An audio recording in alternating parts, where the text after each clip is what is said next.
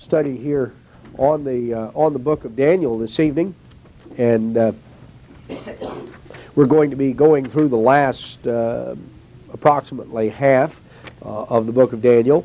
The first 6 chapters of Daniel go through and primarily are a story of the events in Daniel's life, coming up to the events in Daniel 6 with Daniel in the lion's den. And then Daniel 7, which we went through last time, begins a series of visions that Daniel himself had. The vision in Daniel 2 was, of course, one that Nebuchadnezzar had had, and the other, the dreams that Daniel had interpreted either belonged to Nebuchadnezzar, as in chapters 2 and 4, or it was the handwriting on the wall to Belshazzar in chapter 5. But as we will go on through chapter 8, on through the end of the book, we find that the focus is no longer on the biographical information in terms of Daniel's life, nearly so much as it is on the visions that he had. And we start here in Daniel chapter 8. This is dated in the 3rd year of the reign of King Belshazzar. We had, if you, the story in the previous story, chapter 6, of course, we were already after the time of the Persian takeover and during the reign of Darius the Mede. But it's like that first portion, first 6 chapters, runs through sort of chronologically. Then chapter 7, 8 on to the end, the focus is on the visions, and those are recorded more in the chronological order of when Daniel received them. Now, this is the 3rd year of the reign of King Belshazzar. A vision appeared to Daniel, and he was in Shushan, there in the province of Elam, and he saw this vision. And what he saw was there standing before the stream, the river, he saw a ram that had 2 horns, and the 2 horns were high. One was higher than the other, and the one that was the higher of the 2 is the one that came up last. So this ram was coming from the east and pushing west, and he was pushing north and pushing south, and nothing was able to stand before him. And Daniel watched in the vision and saw this big ram, and then he saw a he-goat coming from the west, and this goat came just flying across the face of the earth. It was like he hardly even touched the ground. And this was an unusual looking goat because he had one great big horn coming up out of the middle of his head, had a conspicuous horn between his eyes. And he came to the ram that had the 2 horns and ran at him in the fury of his power. I'm reading this primarily from the Jewish translation. I'll refer back to the King James. But anyway, I saw him come close to the ram, and he was moved with choler against him and smote the ram and broke his 2 horns. And there was no power in the ram to stand before him, and he cast him down to the ground and trampled on him. And none could deliver the ram out of his hand. And the he-goat magnified himself exceedingly, and when he was strong, the great horn was broken. And instead of it, there came up the appearance of 4 horns, directed in the 4 directions, toward the 4 winds. And out of one of them came forth a little horn that waxed exceeding great, toward the south and toward the east and toward the beauteous land, which is, of course, the land of Israel. And it waxed great even to the host of heaven, and some of the host and of the stars it cast to the ground and trampled on them, magnified itself even to the prince of the host. And from him, or by him, the continual burnt offering was taken away. Let me just check here in terms of the statement where it says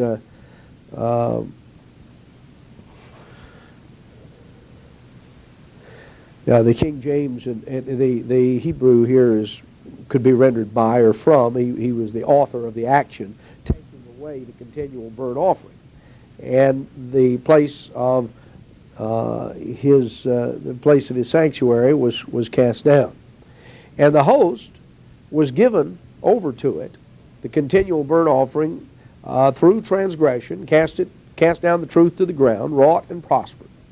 And so then Daniel hears a couple of these angels talking, and one asked the other the question, how long shall be the vision concerning the continual burnt offering and the transgression that causes appalment, or the abomination of desolation, as the King James renders it, and is the more familiar term to us, the transgression that causes appalment, to give both the sanctuary and the host to be trampled underfoot. And he said unto me, unto 2,300 evenings and mornings, then shall the sanctuary be victorious, or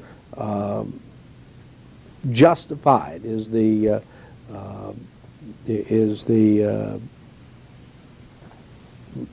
literal thing. The sanctuary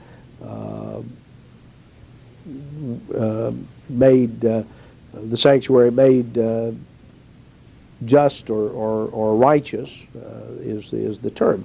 Now, Daniel, when he saw this, he wanted to understand it. Now, we don't have to guess at what all these rams and goats are, because as you come right on through, we find that it is interpreted, and Daniel is told. Now, one of the things we find right here, and the Jewish translation renders it literally, unto 2,300 evenings and mornings. The King James just renders it 2,300 days. We call this sometimes the 2,300 days prophecy. But you see, the Hebrew word for day is yom, like in Yom Kippur. But that's not the word that's used here. It's a very unusual term, and because it's unusual, the commentators sometimes are, some of the translators haven't always been sure exactly how to render it. I mean, they know what the words mean, because literally what it says is 2,300 evenings and mornings. And, that's the, literally to the evenings, mornings. It's not even the conjunction. It just says evenings, mornings. Erev and Poker. Now, what are we talking about in context? Well, we're talking about the burnt offering being taken away, aren't we? How long is the burnt offering going to be taken away? When was the burnt offering made? It was made every evening and every morning. So the 2,300 evenings, mornings refers to 2,300 burnt offerings, the evening sacrifice and the morning sacrifice, which would actually be, instead of 2,300 days, it would actually be, 1,150 days, because you're making an offering twice a day, once in the evening and once in the morning. Now, we're going to see as we go on through this that there was an exact historical fulfillment of that. And realize that let's just come on through a little further. He says,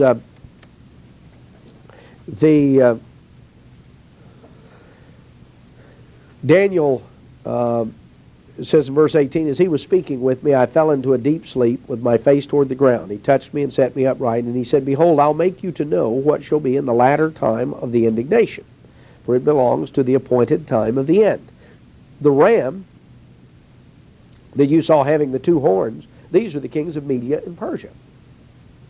So that makes sense. Here you got this big ram, this male sheep, and with these two big horns, just like a ram's horn. That represented the kings of the Medes and the Persians. And the rough he-goat is the king of Greece. And the great horn that is between his eyes is the first king. And as for that which was broken in the place whereof four stood up, 4 kingdoms shall stand up out of the nation, but not with his power. Okay, now historically we know exactly the fulfillment of that. I think virtually any commentary would explain that, because we know that the empire of the Medes and the Persians, starting from the east, conquered out. They went north and west and south. But then the king of Greece, Alexander the Great, started from the west, and he came running east. And just in a very short amount of time, he crossed everything from Greece all the way to India, and he smashed the Persian Empire, defeated them in 331 BC. But Alexander, within a few years, he died by about age 30, and in the aftermath of his death, his kingdom, it was a Greek kingdom, the Hellenistic realm, but it split into 4 political directions. The 4 of his generals, Lysimachus, Cassander, Seleucus, and Ptolemy, wound up, each of them seizing part of the empire. And that is exactly the vision that you find here. Then we're told in verse 23, in the latter time of their kingdom. Okay, here's the latter time, specific latter time we're talking about, the latter time of their kingdom, the latter part of the Greek, of the Hellenistic kingdom. When the transgressors have completed their transgression, there will stand up a king of fierce countenance and understanding stratagems, a very clever, crafty individual. His power shall be mighty, and not by his own power, and he shall destroy wonderfully, and shall prosper and do. He will destroy them that are mighty, and the people of the saints. And through his cunning he shall cause craft to prosper in his hand. He shall magnify himself in his heart, and in the time of security shall destroy many. He shall stand up against the prince of princes, but he shall be broken without hand. And the vision of the evenings and mornings which has been told is true. Now you shut up the vision, it belongs to many days to come. Well, you know, if you follow the story through historically, the Persian Empire, which was yet future from Daniel's day. Remember, Daniel was writing in the 3rd year of Belshazzar, and it was several years, on another 10 or 12 years into the future, before the Persians would finally conquer Babylon. And when they conquered Babylon, the Persian Empire, Medo-Persian Empire, seemed great, and it expanded. But Alexander the Great came, destroyed it, took over, but he died, and his empire split 4 different directions. Now, out of one of those horns came a little horn. Well, you know, a king of fierce countenance, a very clever, crafty individual who was responsible for what? Taking away the daily sacrifice. He was going to do all of this, and that's what we had, you know, we're told that this little horn that was mentioned back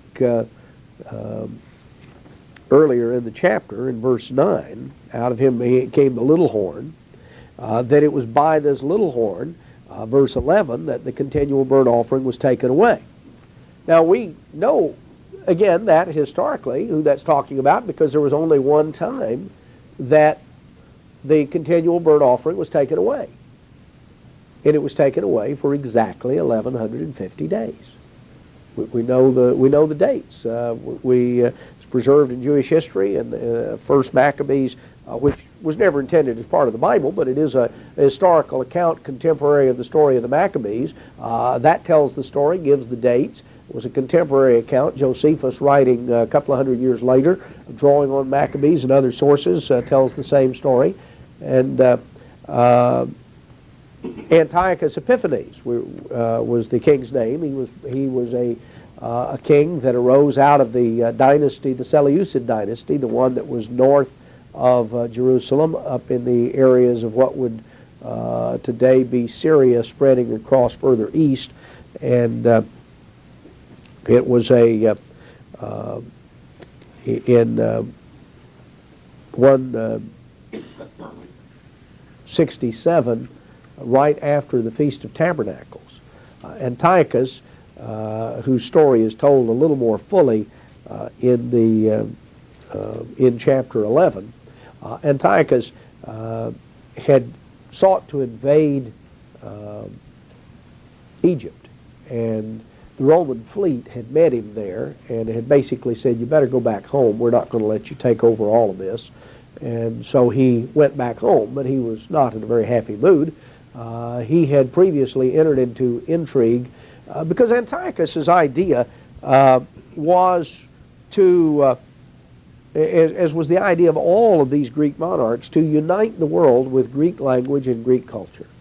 You know, Greeks viewed that there were two kinds of people in the world, Greeks and barbarians. You know, it's interesting. The Greeks and the Jews had an interesting mix, because the Jews viewed everything as there's two kinds of people in the world. There are Jews and Gentiles. The Greeks came along and said, no, there are two kinds of people in the world. There are Greeks and there are barbarians. And that was, so needless to say, you know, it's sort of like the irresistible force meeting the immovable object.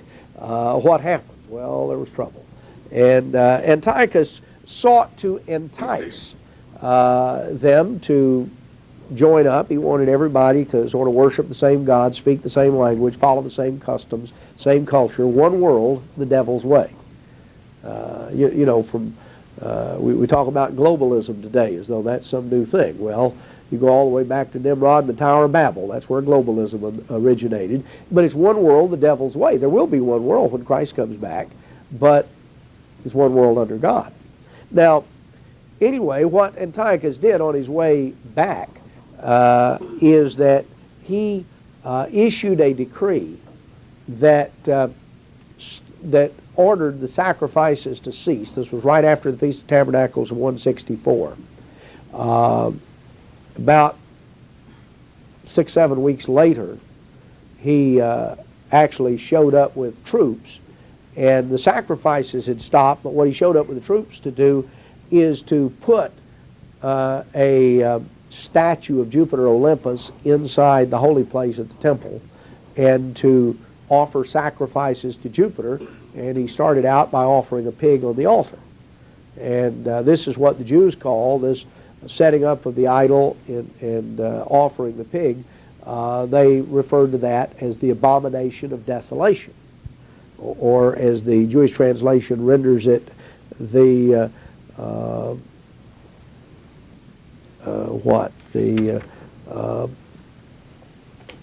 the transgression that causes appallment, I think, is the expression that is used here.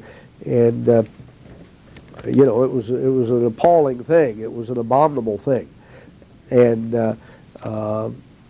that's what he did. Well, this provoked what was called the Maccabee Revolt, and it was approximately 3 years later that the Maccabees retook the Temple Mount in December of 164, and they cleansed the temple and rededicated the altar, and that gave rise to what the Jews call the Feast of Dedication, or in Hebrew, Hanukkah. You read in John 10 about Jesus being in Jerusalem at the Feast of Dedication. You know, a lot of Jews in this country sort of make it a pseudo-Christmas because it comes at, you know, approximately the same time of year, but it doesn't have any connection with that. It goes back to this. So, interestingly, if you count back from the time when the altar was rededicated in 164, if you count back to that date right after the Feast of Tabernacles, you come out to 1,150 days. There were 2,300 evening and morning sacrifices that weren't offered, just exactly what Daniel said. So we are able to see that. Now, what we're going to find is that what Daniel is describing in Daniel chapter 8 is a historic fulfillment of an event that, as you go further in the book of Daniel, and then you look at what Jesus said in the Olivet prophecy, that what happened at that time was a type of an end-time event. Antiochus was a type of an end-time king. an end-time ruler, a type of this final beast power. But what we're describing in Daniel 8 is the historic flow. You know, Persia, Greece, a little horn arising out of one of these Greek kingdoms, this cessation for 2,300 days or 2,300 evenings and mornings, this sort of thing. Now, a couple of things I might comment on. It refers to him as having magnified himself. He's known in history as Antiochus Epiphanes. Epiphanes is a title that he took to himself, and it means basically of, you know, the glorious appearing. It's the term that is used, you know, some of you, if you had a Catholic background, you may be familiar with Epiphany, you know, the Feast of Epiphany, which was the, you know, basically what it means is the appearance of God. The Greeks used the expression to refer to when the gods would make themselves manifest. So what Antiochus was in effect saying was that he was God in the flesh. He was, you know, Antiochus of the glorious appearing, the appearance of deity. Now, the other thing it mentions is that he was cut off without hands. Evidently, according to history, he went into a fit, some sort of a seizure, and fell off of a balcony shortly after the rededication of the temple. In his palace, he went into this fit, this seizure, fell off the balcony and died. So Moses, of course, looked at that and said, you know, God struck him down. He didn't die a natural death, wasn't killed in battle. All right. Now we pick up the story several years later, chapter 9. This is the first year of Darius. This is the same year as the lion's den incident. First year of Darius. Now, Darius, you know, a lot of the commentators, and particularly the liberal commentators, say, well, there was no Darius the Mede. Well, they're not reading it carefully. You know, what they're saying, in effect, is that Cyrus was king of the Persians at the time Babylon was conquered. That's right. But if you read it carefully, you find that Darius was, we're specifically told, of the seed of the Medes. He was evidently like a cousin of Cyrus, because Cyrus was Persian on his father's side, and the royal house of Persia on his father's side, and the royal house of Media on his mother's side. And his maternal grandfather tried to have him killed when he was born.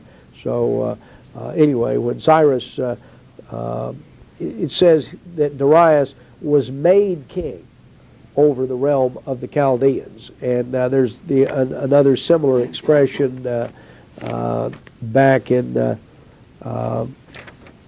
chapter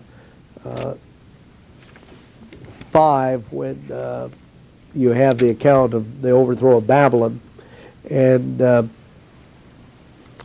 chapter 6, verse 1, Darius the Mede received the kingdom, being about 62 years old. And Darius was actually left in Babylon for about 3 years.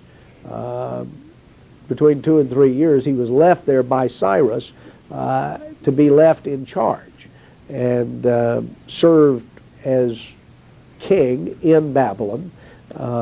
He was made king, see, in the sense appointed king, because Cyrus took the army and went elsewhere to destroy the main Babylonian army, which was elsewhere.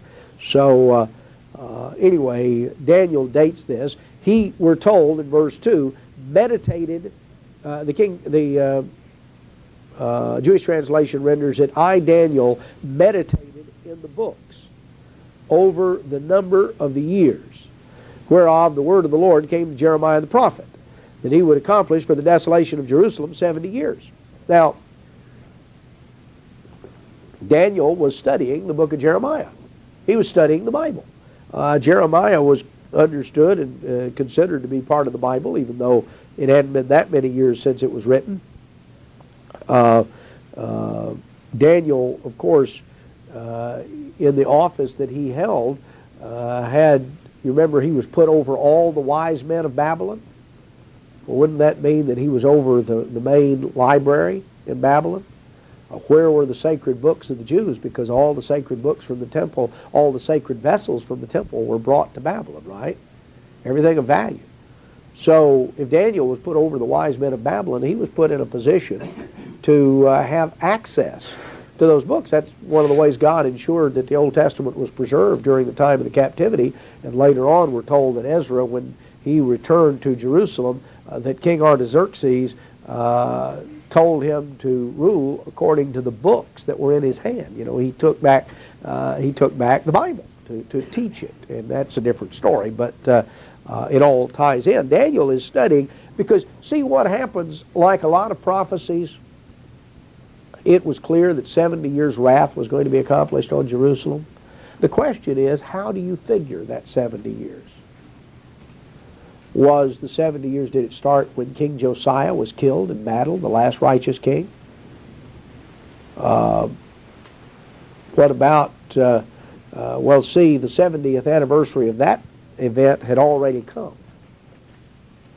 The first year of Darius was the 70th anniversary of Josiah's death. Well, did that mean restoration? But see, it was a few years later, it was about 4 years later, that Jerusalem fell to the Babylonians, and that's when Daniel was taken captive. Then, several years later, the Babylonians came back and took the king, Jehoiakim. They took him captive, put him in chains, hauled him to Babylon.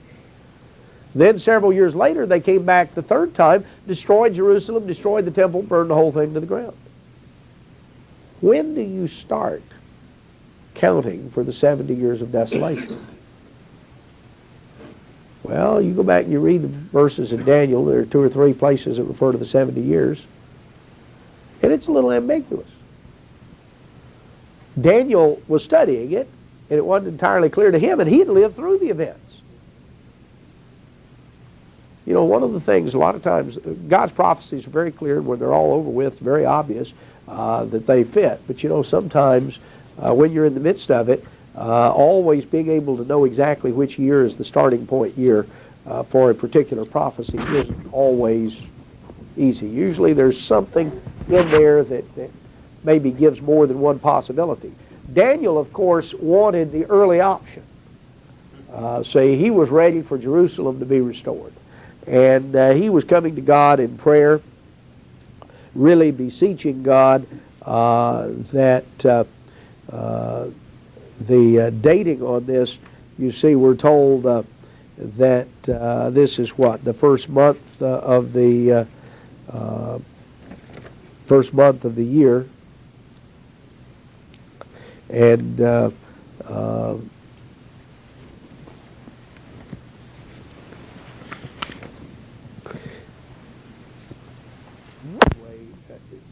this is Daniel is really is really seeking God and trying to understand this matter, and so he prays a prayer of repentance to God, and basically not only for himself but on behalf of the nation, and he asks God to to restore all of this as he has said that he would, and makes the point that he's not laying claim on his merit or anybody else's merit, but that to God's glory, that he would restore the temple, restore Jerusalem. And he beseeches God for compassion. And as you go through the prayer, and I'll tell you, it is, I have, on a number of occasions, have gone through that section of Daniel 9, thinking even in terms of events that we have experienced in the church in recent years, because it's, it is analogous, let's put it that way. And I think as you read Daniel's words, you understand that. And, that desire to see God's power made evident. And so he goes through all of this and asks God, and as he says in verse 16, to turn his anger and his fury away from Jerusalem, and then to incline his ear and hear, as he says in verse 18, to forgive, as he says in verse 19. And while I was speaking, and praying and confessing my sin and the sin of my people Israel, presenting my supplication, while I was speaking in prayer, Gabriel appeared. And he said, here in the latter part of verse 22, Daniel, I'm come to make you skillful in understanding. He says, at the beginning of your supplications a word went forth, and I came forth to declare it. You're greatly beloved. Now, look into the word and understand the vision. Now, Daniel begins to have something explained to him at this point that goes beyond. You see, he wanted to see Jerusalem rebuilt. But notice what he's told. 70 weeks are determined upon your people and upon your holy city to finish the transgression, to make an end of sin, to forgive iniquity, to bring in everlasting righteousness, to seal up the vision and the prophecy, to anoint the most holy place.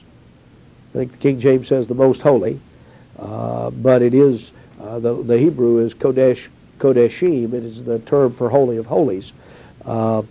He says, know therefore and discern that from the going forth of the word to restore and to build Jerusalem unto Messiah, the Prince. Now the Jewish translation interestingly renders this from the going forth of the word to restore and to build Jerusalem unto one anointed, a prince. Well, if you look at the Hebrew, it says Messiah. I mean, that's what it says, and that does mean in the literal sense anointed one, but it's talking about the Messiah. They try to obscure it a little bit in the Jewish translation, but unto Prince Messiah shall be 7 weeks, and for 62 weeks. Now, 7 weeks plus 62 weeks is 69, right? It'll be built again. This is speaking of the city with broad places and moats and in troublous times. After this 62 weeks, shall Messiah be cut off and be no more. And the people of a prince that shall come shall destroy the city and the sanctuary. The end shall be with a flood.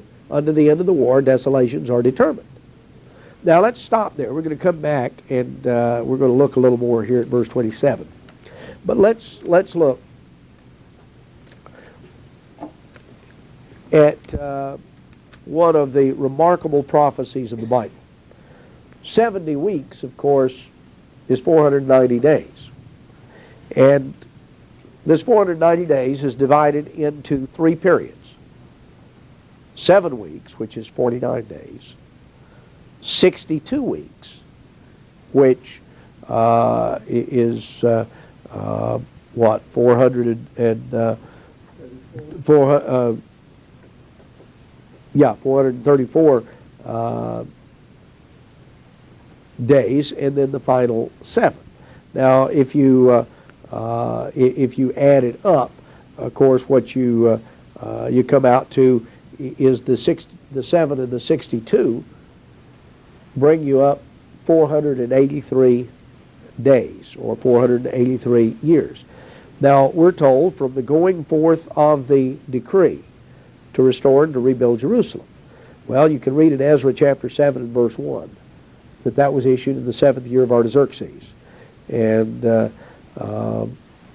that was in 457 BC.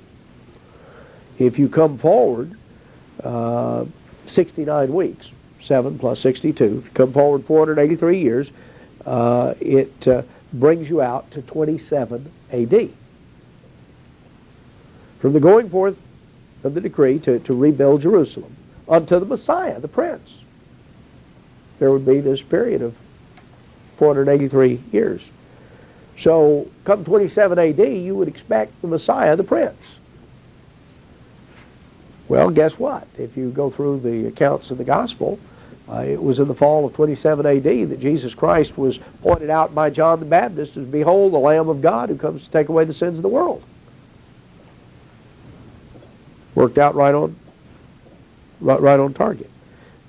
Then after this, and we're not told how long afterward, but after this period of weeks. Now, understand that all 70 weeks at this point have not been accounted for when the Messiah is cut off. 7 weeks. The 49 years from 457, that would bring you out to 408. And I think that probably if you put the story together, that would bring you down to the book of Malachi and to the completion of things and the revival that took place at the time of Malachi. That was when the wall was built, the city was built with broad place and moat.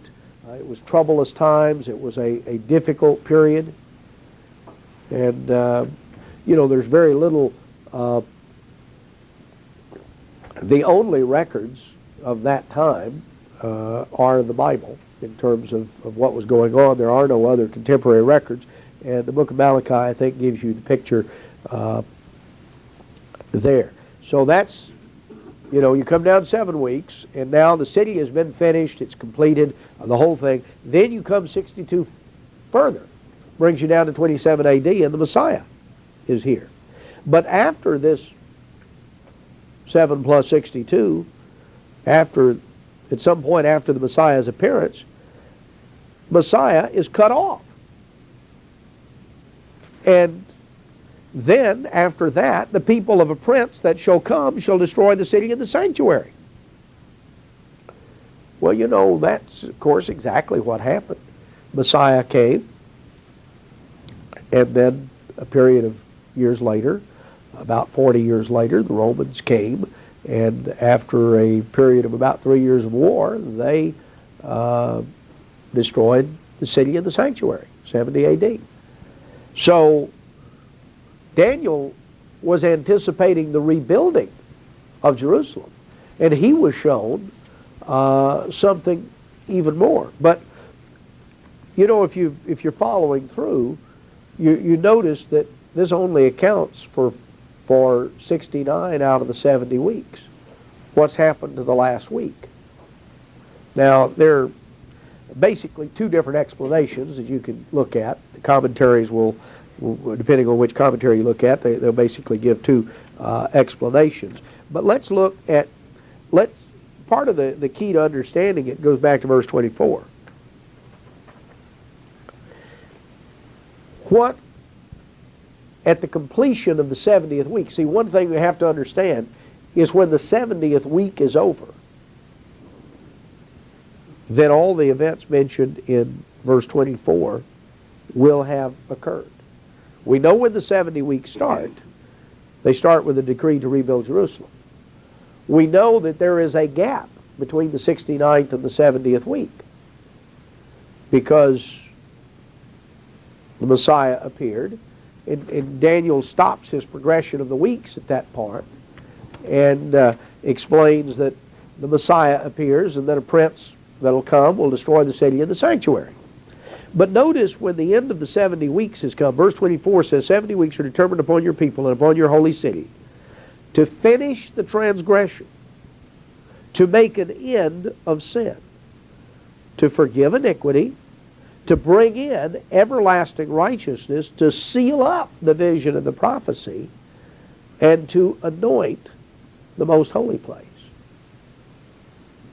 Well, some of this you can say was fulfilled at Christ's first coming, but all of it wasn't.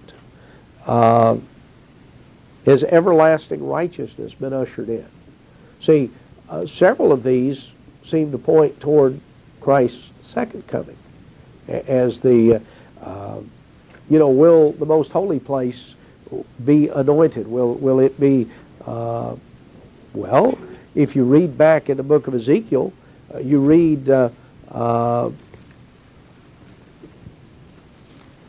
when the Messiah, notice here in Ezekiel,